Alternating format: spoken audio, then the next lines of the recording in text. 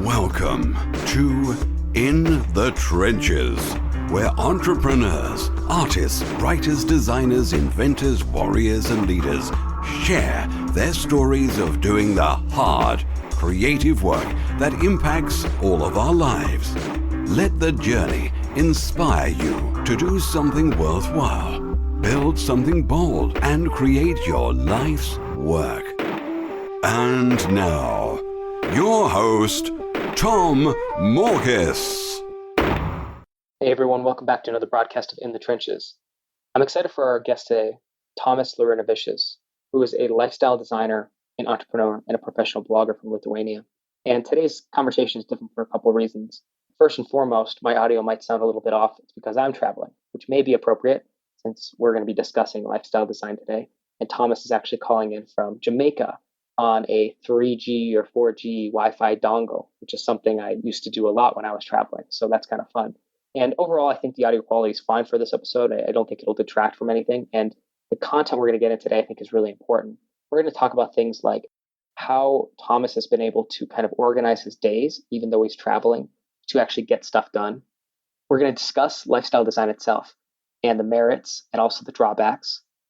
We're going to talk about the difference between travel and vacation. We're going to talk about the importance of starting from a place of principles. And we're going to discuss why you must have non-negotiables in life. So a lot of great stuff, and had a lot of fun recording this conversation. And I hope you enjoy. So Thomas, give me a little background on how you've essentially kind of built your blog and your lifestyle design business. I know that's kind of a loaded question. It's a pretty big question, but I'm curious about how you even get started down that path and how you have built it to what it is today, and how you're calling it this right now. As of this call, you're in Jamaica right now, so I know you do a lot of travel. How did you get to that point in time?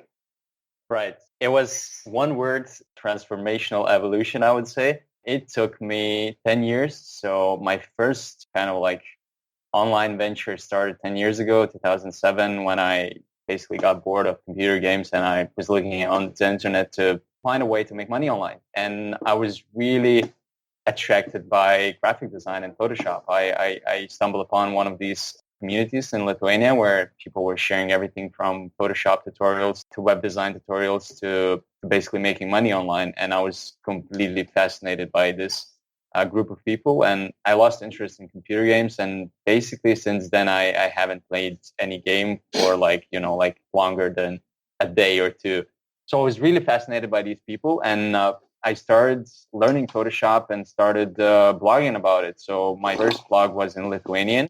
I decided to share my learning experience in learning Photoshop and making money online. And that didn't last long because I realized that Lithuanian market is too small. So then I decided to switch to English. At that time, I didn't really speak it that well. And it was really scary because I had to step out of my comfort zone. But since then, I was constantly trying to challenge myself and learning new things.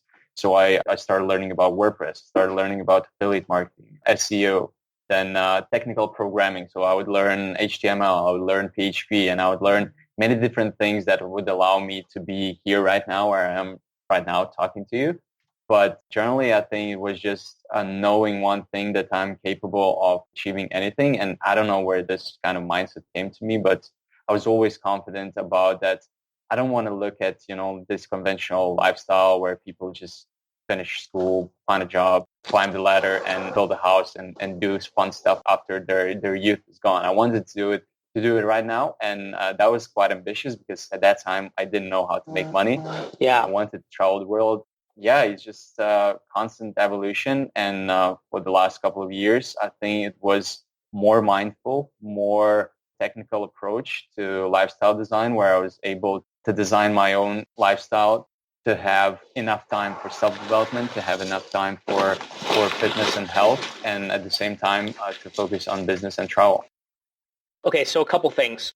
There's 2 points I want to get to. One is like this idea I've been thinking about, and it kind of ties into lifestyle design, because I think a lot of people do look at it that way. You mentioned, hey, I wanted to essentially take advantage of my youth while I have it. And I think there's a certain, if you go to that extreme, there's a certain hedonism to it, or could be. I'm saying not that you have done that. I would say actually the opposite, because I think a lot of people take that idea and they don't work towards anything at all. But what you've done, I think, is strike a balance between say, going to that far extreme of, well, I want to live it up right now. Who cares about the future? And, well, I'm going to save it all for the future and not take any of it now. It seems to me like lifestyle design is about finding that balance where you take advantage of life right now, but you're still working toward the future and you're still building and saving and growing for that. Would you say that's correct? Oh yeah, absolutely. And I think at the beginning you need to make a lot of mistakes in lifestyle design to really understand what values you have and what is non-negotiable for you. So first I did a Euro trip with my friend around Europe in 30 days. And I just saw that traveling can be really, really annoying and you get really tired and everything looks the same and you're just bored of it. So traveling too fast and traveling without a clear purpose, like why you're going to that place, can become really boring and challenging. So after that short experience of traveling around Europe, I decided that, okay, I actually value creating and, like designing products, writing and building businesses, whatever. But at the same time, I want that kind of novelty and excitement being in new places every time.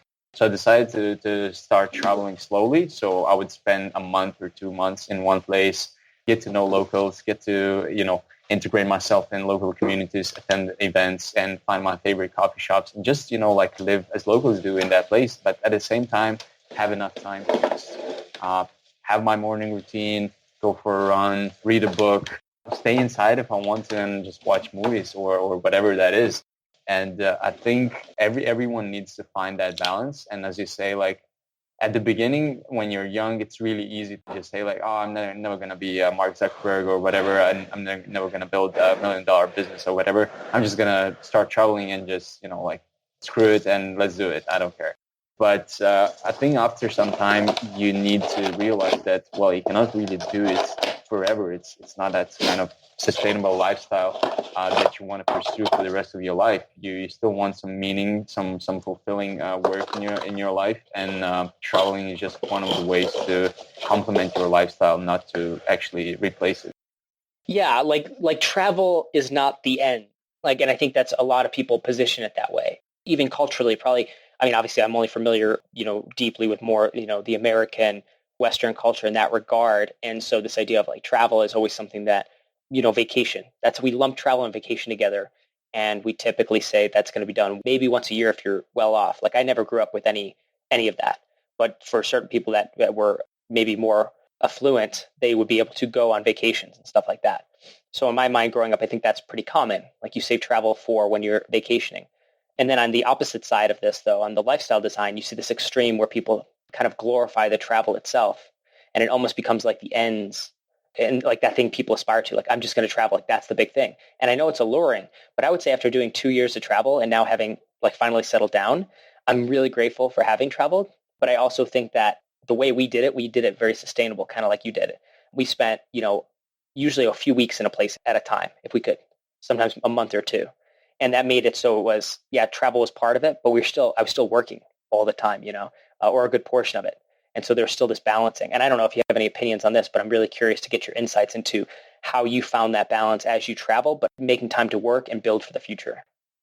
Right. It's actually really hard to tell people that I'm not on vacation all the time because every time I check in a hotel or like whatever, like I go through immigration or my family asks me like, so where are you going next? And I'm like, oh, that's a nice vacation. Like I'm not on vacation. I don't actually like taking vacations because I like my work so much. So with long-term traveling, I think unless you are like travel journalist or photographer or whatever, that involves like constant traveling and moving from place to place, I don't think travel can be sustainable because as you mentioned, like you really need that place, to settle down and to work on your routine. And then maybe you have a certain type of job where you need to take a lot of calls or maybe record podcasts, record videos. And for that, you need the stability. You need to have a base where you can rely on things and that you can get your stuff done. But at the same time, with travel, I think if you incorporate it in your lifestyle, it can give you a lot of inspiration and momentum. And also, I do travel right now. I switch more from like exploring places more into traveling with other people, mostly like-minded people. So they're either lifestyle entrepreneurs, they're writers, bloggers, they're building businesses online, or they're really deep in their self-discovery, self-development journey. And for me, this is the next level because I see in so many places, and it's really hard for me to get impressed by just another waterfall, temple, church, whatever. So I'm more interested in actually seeing how these people can help me grow in whether it's financial intelligence, fitness, health, spirituality, whatever that is. And I think this is what many people are missing out when they're just trying to see as many places as possible by just seeing the surface of, this city, this country, and just flying to the next place in 2-3 days. I think it's very surface level exploration, and that does not contribute to your growth that much after some time. I'm 100% with you. It's funny. I've always been the opposite of what you described, like that, the opposite of what I think how most people travel, which is, hey, let's go to Europe and let's go to 20 countries in 2 weeks. Like, to me, that sounds absolutely awful. But what I always have really enjoyed is actually going to a place for a certain amount of time to where it actually feels normal and comfortable for me to leave the house and go to a coffee shop that I actually kind of recognize and know the streets, not have to pull out my phone. And I found that that's usually about 2 or 3 weeks in a certain spot. And then I think there's like a certain point, maybe it's 2-3 weeks, maybe it's about a month or so. For me, it's about that time frame. And then the whole place kind of changes because then there's a familiarity to it. It's still foreign, but there's a familiarity to it. So you kind of get more intimate with the place itself. And so I don't know, I've always been really fascinated by that idea. So I like when I do the travel, I like to be in a spot for a while. And it kind of sounds like you do too. Oh, absolutely. I can completely relate to that. And I think it depends on the period that you are in your life. So when I started traveling, for me, I didn't really care where I was sleeping. When I did the Euro trip in 30 days, I don't know, what's like 30 cities probably.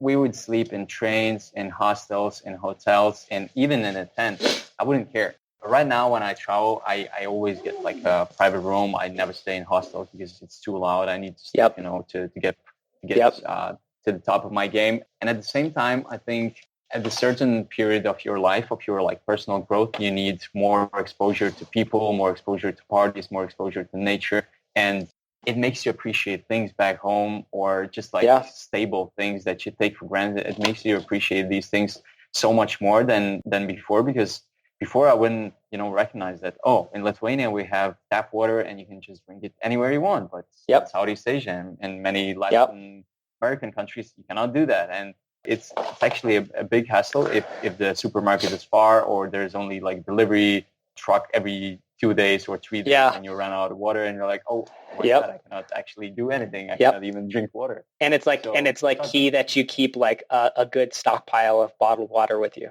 and like always bring extra bottled water everywhere you go. That was one of the things that we learned pretty quick. Oh yeah. And you try to be hydrated, and it's like just another thing you need to learn. But at the same time, I think it makes you more humble and just helps you appreciate things the way they are. Because at least for myself, when I was growing up and started getting more and more things, my ego developed into like, I can do anything. And like some people are less important than I am and whatever. And then I was exposed to all of these really poor countries in Cambodia, in Philippines. I went to the slums with some social workers, and I saw how these people are struggling. And they're not struggling for, buying the new iPhone 10 or the new MacBook. They're struggling for just food, or they're struggling by, getting electricity, because they get it illegally, and then the government comes and they just cut old wires. And then the next morning they need to basically risk their lives and get the cables back. It's really humbling experience to be in these places. Yeah, it definitely helps you to rethink your values and your purpose.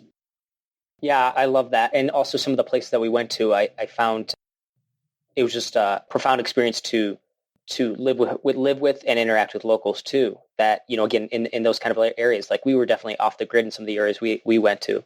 And it makes you just take a step back, not only to be grateful for what you have, but also to take a step back too and say, hey, like maybe what you have, like you don't have to, there doesn't have to be this conquest to build like maybe an empire. You brought up Mark Zuckerberg in the beginning, and that was another thing that I wanted to get back to was, well, this idea, like some people think, well, I'll never be that person. But I would say that there's two ways to take that. One is you say that, and it's this person is probably not very ambitious would be one way to interpret that. But I think the other way is to think about that in terms of those of us who are entrepreneurs or, creative types, writers, artists, etc., and people that do want to achieve a lot, that you don't actually have to be that kind of person either. Like there's actually like a lot of in between, working for yourself and creating and maybe building a business that you enjoy and love and that is good for you and your family and your community. And then also, kind of slaving away on your own project, maybe at the expense of your family and the expense of yourself and your community to then, exit for a multi-million dollar, buyout. Like there's a middle ground there. And I think that's what I do appreciate about people who talk about lifestyle design, even though I know sometimes it swings the pendulum a little bit too far to, hey, look at my cool travels. Although obviously I'm guilty of that too. But I think what's important there is that saying, hey, maybe there is like a nice balance here. And I think there's a lot we can learn. Like when you travel, I guess that's the point I'm coming back to is there's this ability to reflect and say, like, actually look at this. They don't have much, but they're very happy. They're very peaceful. They're very content. And I think that that's a nice thing to also embrace while we're building, while we're growing, because otherwise you just get into that, I think, this kind of rat race a little bit of trying to compete with everybody else. So I don't know if you have any thoughts on that as well. Yeah, probably the most important thing in lifestyle design is self-awareness. And it's just crazy. Like you mentioned, like bragging about traveling to this place or doing that thing or whatever. And I do that constantly. And I always fight two voices in my head. One of them is saying like, Thomas, what are you trying to prove here? Like everyone can do that. You are nothing special. And you're just bragging to other people to just show how cool you are. And then there's this other voice in my head just telling like, Thomas, just don't listen to that other guy. Post that thing because that thing might inspire someone to start traveling, start blogging, start doing something. Yeah. Because I was personally inspired by other people who were sharing tutorials, who were spending endless hours creating videos, creating, books, ebooks, whatever that is. These things inspired me and I can never repay them back unless I do something and I act on that information. So why not I share something that I learned or something that inspired me, or I share a book or a thought or a person that I connected with or whatever. And I try to kind of justify my bragging with this kind of mindset that it might inspire someone who is struggling or who lost hope or who's looking for a sign or whatever that is. And again, like self-awareness, I think is the most important thing in lifestyle design. Yeah. Because you can have absolutely anything in life if you are willing to sacrifice, but you cannot have everything. You can have anything, but not everything. So if you choose to travel the world, it's fine. You cannot be in one place and build a huge community that is going to be, like very tight, very, very powerful, and where people are supporting each other and you're involved deeply. But if you decide to build a company or become a pro blogger, a writer, entrepreneur, whatever that is, you can do it. But you need to go all in. And for me, it's still really hard to accept that truth because at the same time, I want to experience the world. I want to write a book. I want to build my business. I want to have a positive impact on the people. And I want to do also like good job for my country because I was basically, raised there. And I kind of feel like, it would be nice to do something for them. So at the same time, I'm kind of like trying to fight myself. And then when you start developing your self-awareness muscles or just, start practicing more mindfulness, you then start catching yourself like, oh, I'm actually doing this because of fear of missing out. Because this guy on Twitter who has, I don't know, 1 million followers said I need to do this. And now I'm doing because I'm blindly believing that that's the way. And when people reach out to me and they tell me like, Thomas, how to start freelancing and start traveling the world? And I'm telling them like, this is really hard.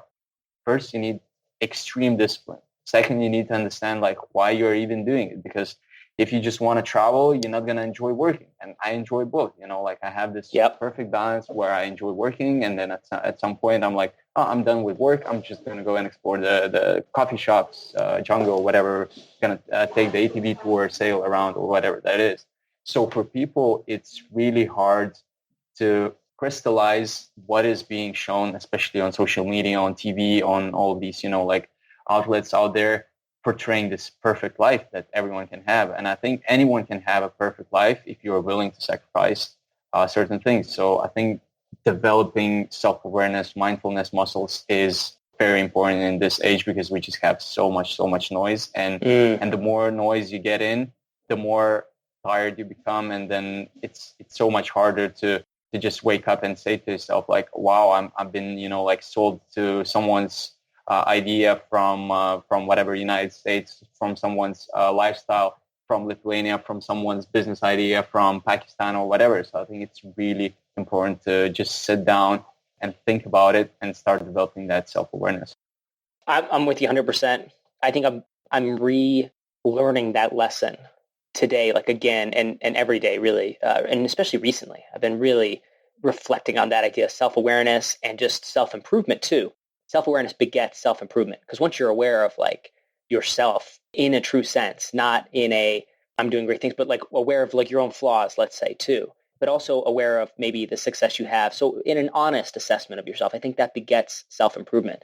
Like it's almost like the natural outgrowth of it. So I like what you're saying about starting with that self-awareness, which again, I think is all about self-reflection, to really think about that, because it kind of comes back to the point, like the travel I think is enticing for a lot of people, but it's also, I know I've seen it too. It's not something, it is not easy, which is interesting. And I know everybody kind of makes the travel kind of look fun and beautiful, but there's tough times when you're traveling, especially if you're doing quite a bit of travel. Like it's not always fun to go into a new country or to have to get a new passport or to get, to renew your visa or to, take some multiple forms of transportation, like, boat and then train or something like that to get to your destination. Like there's pains associated with it. And then again, unless you have a ton of money and you're just like spending it, the fact that you have to create wealth while you go, which I think is kind of like a big point of lifestyle design in a lot of ways, is like you're still kind of creating value so you can produce an income, so you can live that life that you're living, means that there's a lot more challenges. And so it takes a significant amount of discipline to be able to like wake up, early the next day after a long day of travel, right? That's a really tough thing. So it's not for everybody. And then the other thing I want to bring up, I guess, was a point you made about the pictures. So I don't know if I came off the wrong way when I was saying this. I don't mean that, because you brought up like these pictures, like you had two voices in your head. Should I be bragging about this or should I not? Well, I would say this is an important thing, is to be able to distinguish between what is the marketing that you're doing and what are the things you're doing so that you can get the visibility that you need, but also not being, fooled by your own devices, so to speak, and not being brought in. Because I think that's important though. Like if you're doing lifestyle design, it's important that you show the locales that you go to. Like that's what you're doing. That makes sense. It's like when you look at like Gary Vaynerchuk, like that's his thing. It's showing, his hustle and whatnot. And it's like he does all those videos and it's like, yeah, maybe parts of that bragging, but it's really just creates visibility. And so of course, maybe there's going to be some parts that are bragging, but I think a lot of people get caught up doing that too. And they act too humble. And then they don't share what they're great at and they don't share the experience they're having. And then if you don't do that, it's like, well, what makes you unique? What makes you special? Like, why should I follow you? So I think by you sharing your travels in addition to the work you're doing, it should hopefully provide you some sort of visibility that's useful for you and for the business you're building. I don't know if you agree or disagree on that. Yeah, it's a battlefield.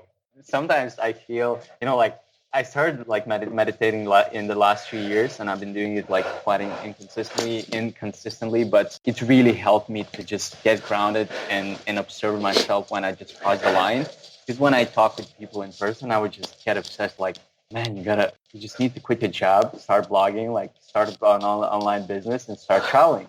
And I would keep pushing them until like they're like not really inspired, not really interested. They're in the panic zone, like they're feeling like there's someone attacking them. And for me, sometimes like take some time to just realize like, hey, Tom, slow down. You're pushing too much. And I think with this like battlefield idea, I think everyone right now, they have access to internet from absolutely anywhere. Anyone can create a blog, Instagram account, YouTube channel. But at the same time, if you're just playing it too safe and if you're just trying to, please everyone, nothing is going to happen. So Gary Vee is not for everyone. Tim Ferriss is not for everyone. Tom Marcus is not for everyone. So, Darn it, don't say that. So you attract people that you want to attract, and I think that's fine. All the great brands in the world, they attract and repel at the same time. Yeah. Apple fans, Apple haters, Android fans, Android haters. And I think if you're not really having any negative feedback, I wouldn't say just haters because no one wants to have haters, but even from your fans, if you don't get anything, like that they say like, hey, Thomas, that was too much, or like, I don't like your post about feminism or about equality, about technology, about poverty, whatever. And if no one is saying anything, that's probably you're playing too safe and you're not really pushing too much to reach the next level. So I think when it comes to, again, like online bragging, it's probably more allowed than it used to be before, but at the same time, you have to have your own clear kind of intentions why you're doing it, because if you're doing it for the cause, sometimes I feel like, you can justify it, but if you're just doing it for the numbers, for whatever, making someone else rich, that's not really the best cause you want to fight for. Yeah, well, there's a lot to everything you just said. There's like 3 or 4 points I could probably, hit on. I think one of them is this idea that I think is pretty important, is the idea that you have to make a choice, right? Well, that's kind of basic. Like in life, we have to make choices.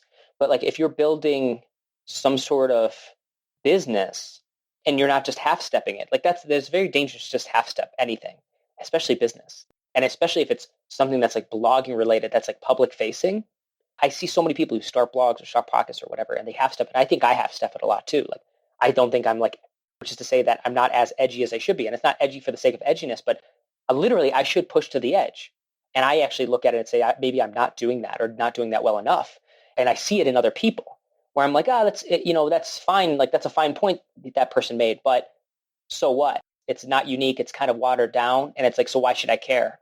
And so if it's essentially just kind of the same that I've heard elsewhere and why would I ever kind of share that or get behind it? Whereas when you talk about pushing the edge, and that's when the people that are the people that push the edge. And that's what creates this like love-hate kind of thing. But you need to push the edge, and you need to be in a place that is dangerous by its nature, right? Because when you push the edge, there will be haters, right? But if you don't do that, I don't know how you stand out, especially in a noisy, crowded marketplace. Like you have to do that. There's a certain amount of like risk that you have to take. And I think if you're doing a blog or you're doing like this public facing type stuff, I don't know any other way to really stand out unless you're kind of drawing the line in the sand somewhere about what you're doing in some way, shape, or form. As an example of a way to not do that, I think is like doing it where it's political, like tying politics into your business blog. It's like, well, I think that's a terrible idea, man. Like there's 100 other ways to plant a flag. And I think that's the worst idea. Whenever I see somebody do that, I just like slap my head. But on the other side of things, it's like, well, where do you stand when it comes to something like email marketing or cold outreach or whatever kind of these sales techniques, if you're training on something like that, or in lifestyle design, like where's that edge that you push? And maybe the edge is something along the lines of like balance, like finding that true balance in introspection, but saying it in such a way that it is actually edgy. It's maybe more extreme than anything anybody else has said. And I know that's a balancing act, and I'm still trying to kind of really get into that myself. And I work with a lot of clients. And so it's kind of fun to work on other people's businesses to see where they're at and to see like the impact that getting to that edge actually makes in their business in terms of visibility, in terms of people sharing, in terms of people talking about that person. What are your thoughts on that?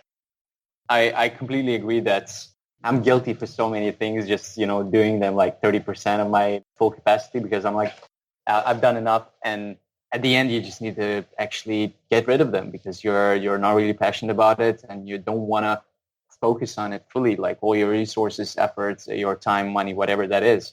And when it comes to standing out in these different niches, like I think it's very hard first to know what you stand for before you actually do it. When I started working in a design agency, I realized that these guys, like the agency, they would just get any client because they need, like the cash flow. And for me, that was like a huge red flag because for me, it was like, I want to build really meaningful websites, really meaningful web applications, whatever that is, for businesses that I believe in. I don't believe in some oil company. I don't believe in some huge corporate tax law, whatever, accounting company. I want to, empower these people who are, I don't know, there are like 15 people in the team and they're empowering, I don't know, cyclists or runners or, I don't know, someone that resonates with my own values. And once I got exposed to that environment, only then I knew like, okay, this is not the environment I want to be. I'll try in the future to avoid it. So just recently I finished reading Principles by Ray Dalio, and he talks a lot about principles in like work and life, but I think everything in life comes down to all of these principles and different decisions that are actually grouped in similar groups of other decisions. So as you mentioned, like every single day, every time we need to face life, we need to make all these choices. So once you start developing these principles, and for me, these principles are non-negotiables. I call them like non-negotiables. So every time I come to a new country, doesn't matter which time zone, doesn't matter which climate, I just wake up at 5 a.m. 5 a.m. I get up, I go meditate, I read for an hour, I write for an hour, I go exercise for an hour, and then I can start my day. I took care of my personal growth. I took care of my of my self-development, spirituality, my body. And only then I can tackle, whatever that day brings. I need to do chores. I need to, I don't know, top up my internet cards, get coffee, do laundry, answer client calls, whatever that is. And then, the day will just happen. It always happens. It's very important to have these principles, these non-negotiables.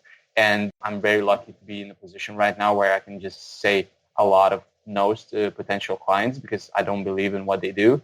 And just because I built a client base and word of mouth kind of like referral system where people just come to me, I'm lucky to choose which people, which organizations, which businesses I want to help with my skill set, with my experience, with my resources, instead of just chasing another, dollar or chasing another paycheck just to make ends meet and pay my bills. So I think it's very important in whatever you choose. So if you choose to be an email marketer, blogger, video creator, you need to first probably just dive in and explore it for a bit and then see what actually makes you really angry, what makes you really happy, and see what are the non-negotiables. If you go to job and you say, okay, is non-negotiable for you, like, do you want to follow orders or do you want to give orders? And some people are completely fine by following orders because they're good at getting orders and completing things. And I think that's completely normal. But some people cannot stand that. They need to work in strategies. They need to risk a lot, maybe calculate risk. But at the same time, they need to be in charge. They need to feel that, that rush of adrenaline every single day. So I think whatever you choose, you need to dive in first, see what clicks, what doesn't, and then start working on your principles and just see what is non-negotiable for you. Because for me, I default to health. And if my health is, I cannot wake up, I cannot take care of my business, I cannot take care of myself first, my family, my friends, whatever that is. And I try to prioritize my health first, and only then is business, self-development, whatever that is. And anything you want to start in your life, you also need to have these non-negotiable principles. Because if you just start stepping on these principles and just saying, today I'll just skip my workout, today I'll just skip writing, today I'll just skip, a client call, it's not going to build a sustainable lifestyle. It's not going to build a long-term, purpose-driven career for you. And I think this is very important. Wow. Well, I can't think of a better place to actually end this is with that idea of principles. Start with your principles and develop those non-negotiables. What a powerful way to end this. I think that we could go on forever, but I think that's fantastic. So what I want to do is, Thomas, the floor is yours. Where can people reach out to find you, learn more about you, read about you? If you have a newsletter or anything like that, please share. Oh, yeah. So my book is done in the editing process. And right now you can just head over to my website, thomaslau.com/newsletter, or just thomaslau.com, and you can find absolutely everything I publish there, from lifestyle reports where I share details from how much I make personally, how much I make professionally, how much I spend traveling, how many hours I sleep, how many steps I take, how many hours I spend in front of my laptop, and any other kind of interesting things that I try to be transparent about.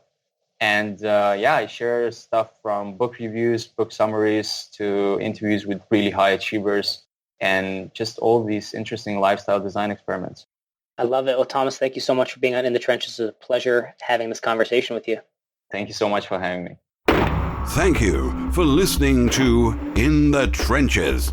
Your creative work doesn't stop here. Join the resistance, the small but growing army of entrepreneurs and artists putting a dent in the world at www.tommorkes.com. Never fight alone. Join the resistance.